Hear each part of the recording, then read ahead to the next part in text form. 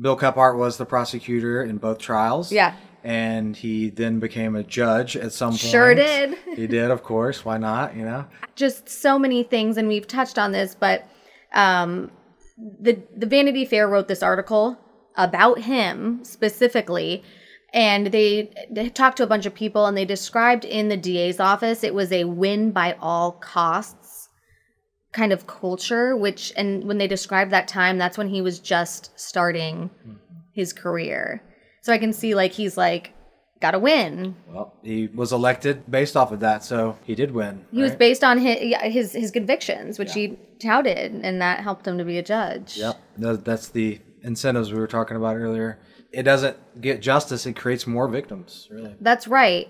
And I keep talking about this because, again, looking at that first trial when he just called Blaze a meth freak, you know, it's like just the way that things like that are allowed and not really reprimanded, and then like he's allowed to climb the ranks, you know. And when Blaze went to prison, right, you know, if we believe that she's innocent, it wasn't just Blaze affected. It's her sister, it's her parents, you know.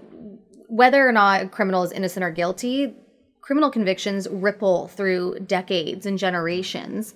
And, you know, we can go into some of the ones that I touched in this episode, but just how many, probably literally thousands of lives he hurt with literal wrong convictions that are black and white. Yeah.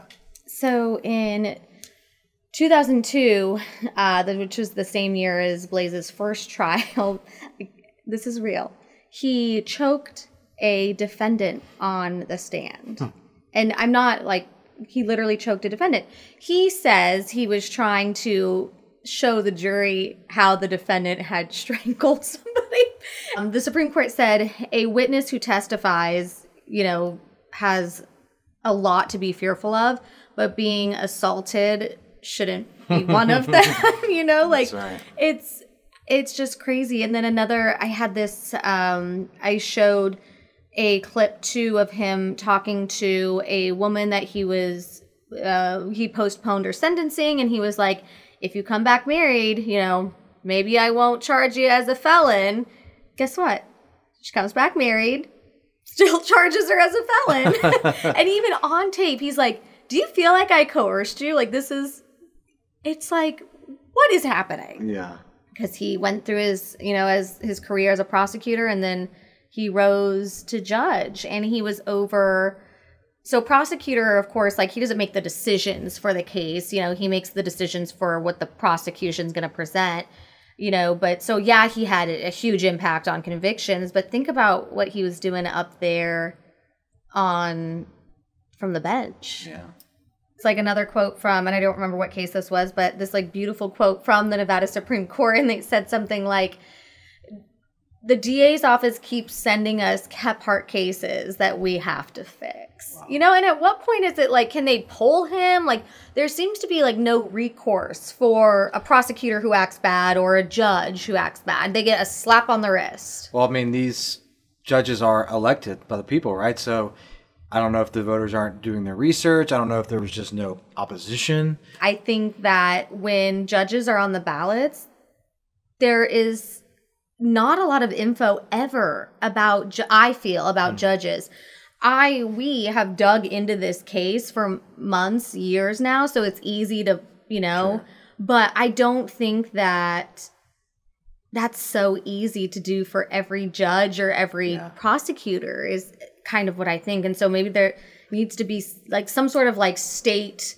I would love if the state of Nevada had something like, here's how many convictions he had overturned, because he had a lot. Yeah. He had a lot, you know, like, here's how many convictions he has. Here's how many overturned. And I would be looking at how many were overturned, because that means that he did something bad. Right. When he's a prosecutor. That's true. So when Judge Kephart lost his bid for re-election in 2021, he lost to a woman named Crystal Eller.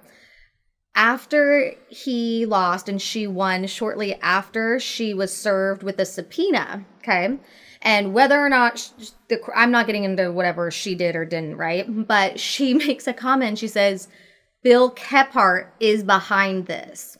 So some reporters did some like digging, right? And she was served the subpoena by Las Vegas Metro Police, who were of course involved in Blaze's case.